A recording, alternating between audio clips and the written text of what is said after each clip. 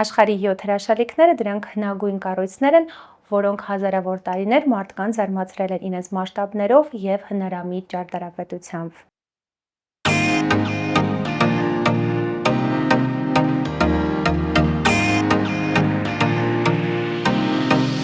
Եթերում Go Travel-ի հերթական հաղորդումն է, ձեզ հետ ձեր հավատարիմ ճամփորդական ուղեկիցն Էլիանն եւ այսօր խոսելու ենք աշխարհի 7 հին եւ նոր հրաշալիքների մասին։ Ինչու 7, քանի որ 7-ը համարվում է Ապոլոն աստծո սիրած թիվը եւ նշանակում է կատարված առաջադրանք։ Առաջի ցուցակը կազմել է հին հույն պատմիչ Հերոդոտոսը, թեև այն ներառում է ընդամենը 3 կառույց։ 7 վայրերից ավելի հայտնի ցուցակը նկարագրել է հույն բանաստեղծ Անիպատր Սիդոնացին մ.թ.ա. երկրորդ դարում։ Աշխարհի ոչ բոլոր հրաշալիքներն են պահպանվել մինչև մեր օրերը։ Ես ձեզ կներկայացնեմ, թե դրանք ոնց են ստեղծվել, որտեղ են գտնվում եւ որոնք են հասել մինչև մեր օրերը։ Եվ մեր ցուցակը բացում է եգիպտական բուրգերը։ Պատմաբանները վիճում են այն կարծիքի շուրջ, թե դա մարդիկ են կառուցել, թե ինչ-որ գերբնական ուժեր։ Բուրգերը թվագրվում է մ.թ.ա.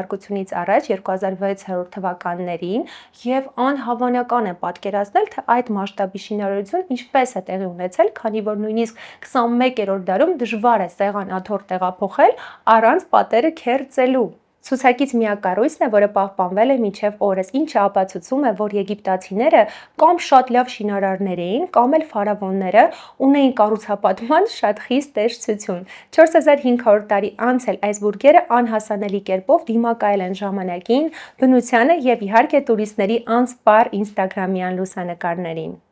Դուք ունեք երկու տարբերակ տեսնելու եգիպտական բուրգեր։ Առաջինը դիտել Մումիա ֆիլմը, իսկ երկրորդը գնել ավիատոմս մեզ մոտից եւ ուղևորվել Եգիպտոս։ Շինարարության համար օգտագործվող բլոկերի միջին քաշը 2.5 տոննա է, թեև դրանցից մի քանիսը կշռում էին մինչև 80 տոննա։ Բուրգի ներսում կային 3 բաժիններ՝ փարավոնի սենյակ, թագուհու սենյակ եւ ստորգետնյա սենյակ։ Շենքի երեսպատումը սպիտակ կրակաքարից էր, սակայն այսօր այն չի պահպանվել։ Գիտնականները կարծում են, որ շինարարությանը մասնակցել է 100,000 մարդ եւ այն տևել է 20 տարի։ Պատկերացնում եք առանց էլեկտրական գործիքների ժամանակակից տեխնիկա եւ ամենակարևորը առանց սուրճի ընդմիջումների։ Կարծիքներ կա, որ կառույցը օգտագործվել է ոչ միայն որպես դամբարան, այլ նաեւ որպես աստղադիտարան։ Երկրորդ հրաշքը դա Բաբելոնի կամ Շամիրամի կախովի այգիներն է։ Սա այն հրաշքն է, որի գոյության մասին գիտնականները մինչև օրս կասկածում են։ Ոմանք կարծում են, որ դրանք իրականում կանգնեցվել է բաբելոնյան թագավոր Նաբուգոդոնոսոր II կնոջը մխիթարելու համար։ Մյուսները կարծում են, որ սա պարզապես լեգենդ է։ Ըստ լեգենդի, Բաբելոնի տիրակալը որոշում է հայճրանալ իր սիրելի կնոջը Ամիտիսին եւ նրա համար կառուցել կախովի այգիներ։ Աղջիկն իրեն անհանգիստ էր զգում շատ ավազոտ ու փոշոտ տարօրինակ քաղաքում, քանի որ նա մեծացել էր կանաչապատ երկրում։ Սա իսկական դրախտ էր, որտեղ ծառերը միշտ ծաղկում էին, վառ ծաղիկներ էին աճում, թռչունները ծլվելում էին ու թիթեռները շուրջ բոլորն էին։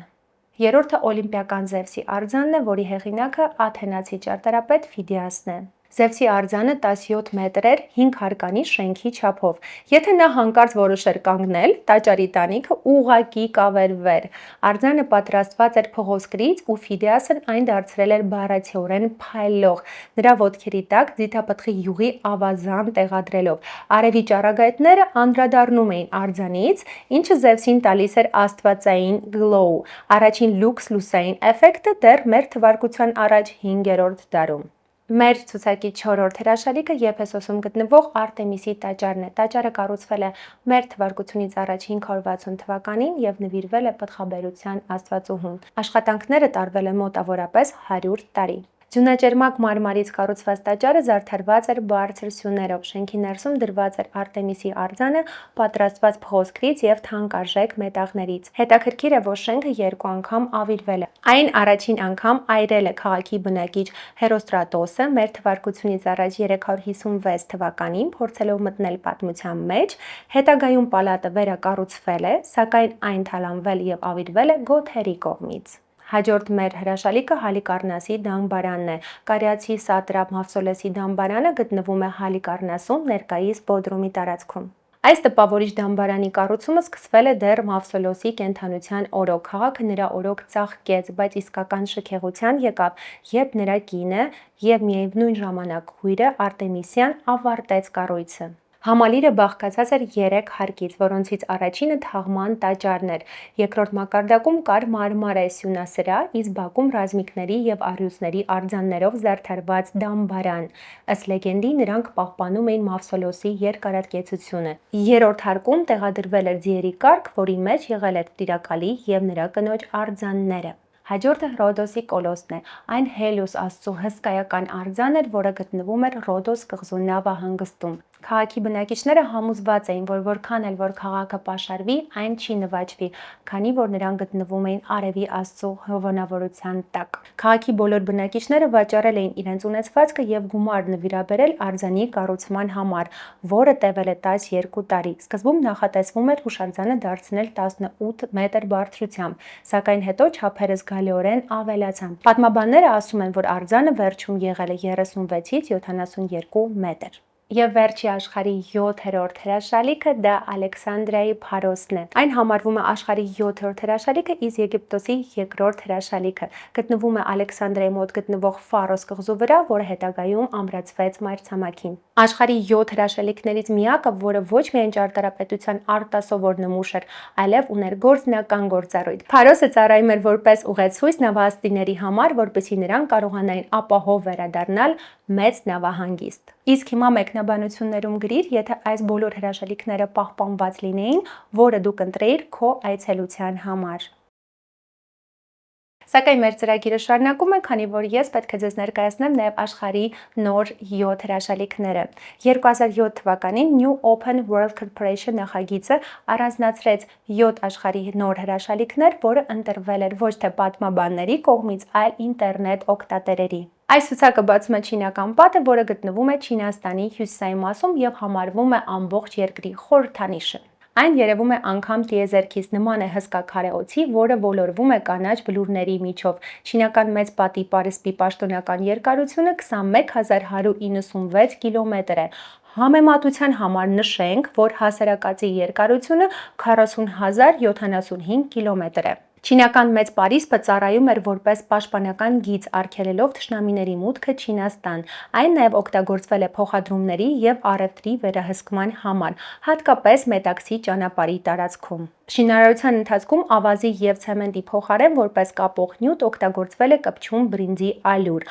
Ամենահայտնի զավթիչը Չինգիզ խանն էր, ով քանդեց պարսպի մի մասը և գրավեց մոտակա չինական տարածքները։ Նշեմ, որ տարեկան հարյուրավոր զբոսաշրջիկներ այցելում են այս տեսարժան վայրը, հատկապես Բադալինգի հատվածը, որը գտնվում է Պեկինի մոտ։ Երկրորդ հրաշալիքը դա Կոլիզեումն է, որը գտնվում է Իտալիայի Հռոմ քաղաքում։ Սա համարվում էր հռոմեական կայսրության ամենահետաքրքիր զվարճանքի կենտրոնը, որտեղ մարդիկ ժամերով կարող էին դիտել մարտեր առանց դադարների և փոփքորնի։ Իզուր չէ, որ լատիներենից թարգմանված Կոլիզեումը նշանակում է ահռելի։ Այն կարող է տեղավորել ավելի քան 50,000 հանդիսատես։ Մուտքերը հավասարաչափ տեղակայված էին շենքի ողջ պարագծի շուրջը։ Սրա շնորհիվ հանրությունը կարող էր 15 րոպեում լցնել Կոլիզեը, և հարուստները, և աղքատները գալիս էին դիտելու մահվան խաղերը։ Իսկ Կոլիզեումի մասին ավելի շատ ինֆորմացիա դու կարող ես ստանալ մեր Հռոմի հաղորդման շրջանակներում։ Երրորդ հրաշալիքը Պետրան է։ Վարդագույն ժայռերի մեջ փորագրված քաղաքը գտնվում է Հորդանանի հարավում։ Պետրա տանող ճանապարհը անցնում է Նեղ-Սի կիրճով։ Ըստ լեգենդի, ժայռի խորշը գոյացել է Մովսես մարգարեի շնորհիվ։ Մեր թվարկությունից առաջ 13-րդ դարում նա իր ժողովրդին դուրս հանեց Եգիպտոսից և այստեղ իր գավազանով հարվածեց մի ժայռի, որտեղից աղբյուր էր բխում։ Թե կոնկրետ երբ է կառուցվել ժայռային քաղաքը, հայտնի չէ, բայց Պետրան սկսել է ծաղկել նաբատների օրոք։ 4-րդ դարում նրանք քաղաքը դարձրին իրենց թագավորության մայրաքաղաք, իսկ 200 տարի անց բնակավայրը դարձավ մեծ Մետաքսի ճանապարհի կարևոր կետը։ 363 թվականին այստեղ տեղի ունեցավ ուժեղ երկրաշարժ, որից հետո բնակիչները հեռացան Պետրայից։ Հետաքրքիր է, որ ցերեկը շենքերը կարմիր են և վարդագույն։ Իմ կարծիքով Պետրայի ամենատպավորիչ շենքը Ալ-Խազնան է, հսկայական կառույցը, որը փորագրված է անմիջապես ժայռի մեջ, զարդարված է աստվածների արձաններով։ Այս հրաշագեղ կառույցը մեկ անգամ չէ, որ հայտնվել է ֆիլմերում, իսկ դու այն կարող ես տեսնել Ինդիանա Ջոնսը և խաչակրաց արշավանքները ֆիլմում։ Չորրորդը համարվում է Տաջ Մահալը, 73 մետրանոց մզկիթ դամբարանը, կառուցվել է ձյունաճերմակ մարմարից եւ հիշեցնում է հարսանեկան տորտ առանց իհարկե ուտելու հնարավորությամբ։ Հուշարձանը գտնվում է Հնդկաստանի Ագրա քաղաքում եւ համարվում է սիրո խորհրդանիշ։ Իսլամական ճարտարապետության մեջ Տաջ Մահալը միակ շենքն է, որ կառուցվել է ոչ թե սրբի կամ տիրակալի պատվին, այլ կնոջ հիշատակին։ Կայսր Շահ Ջահանը կառուցել է այն իր կնոջ Մումթազ Մահալի պատվին։ Այնուհետև այստեղ կառուցվել է երկու դամբարան եւ տեղադրվել է երկուսի այջումները։ Այդ իսկ պատճառով մզկիթը հաճախ անվանվում են հավերժական սիրո մարմնացում։ Լեգենդ կա, որ Շահ Ջահան կայսրը ծրագրել էր իր համար մեկ այլ դամբարան կառուցել միայն սև մարմարից։ Նախատեսվում էր, որ երկրորդ Թաջ Մահալը կկառուցվի գետի հակառակ ափին եւ կամուրջը կմիացնի երկու դամբարաններ, բայց կայսրը չհաջողեց իրականացնել իր ծրագրերը։ Ավելի լավ է Թաջ Մահալ այցելել փետրվարից մինչև ապրիլ ամիսները, քանի որ մնացած ժամանակ այստեղ բավականին շոգ է։ Հաջորդ հրաշալիքը Հիսուս Արարչի արձանն է։ Այն գտնվում է Ռիո դե Ժանեյրոյի Կորկովադո լեռան գագաթին։ Ըստ նախնական նախագծի Հիսուսի մի ձեռքում պետք է լիներ գլոբուսը, իսկ մյուս ձեռքում խաչը։ Սակայն գլոբուսը շատ նմանացված էր ֆուտբոլային գնդակի, դրա համար էլ այդ նախագծից իհարկե հրաժարվեցի։ Հետաքրքիր փաստ է, որ վեհաշուկ հուշարձանը ստեղծվել է ոչ թե Բրազիլիայում, այլ Ֆրանսիայում, իսկ հետո դրանք մաս-մաս տեղափոխվել է տեղադրման վայր։ Եթե կարծում եք, որ սա Հիսուս Քրիստոսի ամենաբարձր արձանն է աշխարհում, ապա սխալվում եք։ Նրա բարձրությունը ներառյալ պատվանդանը 38 մետր է։ Այն զիջում է Բոլիվիայի Էլ Քրիստո դե լա Կորկորդիայի արձաններին 40 մետր բարձրությամբ, իսկ Լեհաստանի Քրիստոս Թագավորի արձանին 52 մետրով։ Իսկ ավելին դիտիր մեր Բրազիլիայի հաղորդման մեջ։ Հաջորդ մեր հրաշալիքը Չիչեն Իցան է։ Այն գտնվում է Մեքսիկայի Յուկատան թերակղզում եւ ստեղծվել է մայաների կողմից։ Անունը բառացիորեն թարգմանվում է որպես Իցացեղի ջրհորի մոտ գտնվող տարածք։ Չիչեն Իցան սկսել է բնակեցվել մեր թվարկությունից առաջ 3-րդ դարում եւ մի քանի դար եղել է մայաների քաղաքակրթության քաղաքական եւ մշակութային կենտրոն։ 10-րդ դարում այստեղ ապրում էին տոլտեկների ցեղերը, սակայն ընդամենը 1 դար անց սկսվեց անկումը, որից հետո Չիչեն Իցան ամբողջովին դատարկվեց։ Դարերի ընթացքում ջունգլիները կարծես կուլ տվեցին այն, սակայն 1920 թվականին հնագետները նորից բացահայտեցին այս հնագույն բնակավայրը։ Քաղաքի գլխավոր շենքը Էլ Կաստիլոյի աստիճանավոր բուրգն է կամ Կուկուլկանի տաճարը օձանման աստված մարդու գլխով։ Ընդ որում կրոնական շինությունը ոչ միայն նվիրված է եղել Աստծուն, այլև յուրօրինակ օրացույց է ծառայել հին քաղաքակրթությունների համար։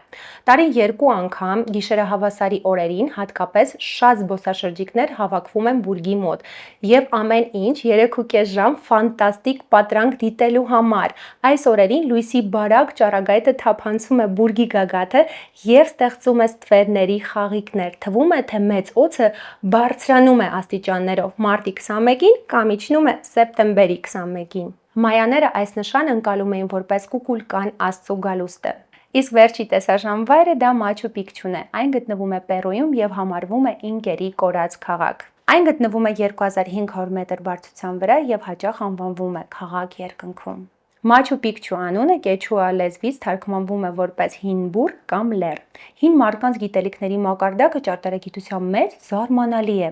Ամբողջ քաղաքը կառուցված է սրբատաշ քարից առանց շաղախի։ Նախ պալատի եւ տաճարների կառուցման համար օգտագործված քարերը պետք է բարձրացվեին այս բարձրության վրա, մշակվեին եւ սերտորեն միացվեին միմյանց։ Ենթադրվում է, որ հենց դա է թույլ տվել քաղաքին դարեր շարունակ գոյատևել Պերույում պարբերաբար տեղի ունեցող սողանքներից եւ երկրաշարժերից։ Նույնիսկ 1950 թվականին, երբ Պերույում տեղի ունեցավ շատ ուժեղ երկրաշարժ, բնակավայրերի 50%-ը ավիրվեց, սակայն Մաչու Պիկչուն պահպանվել է։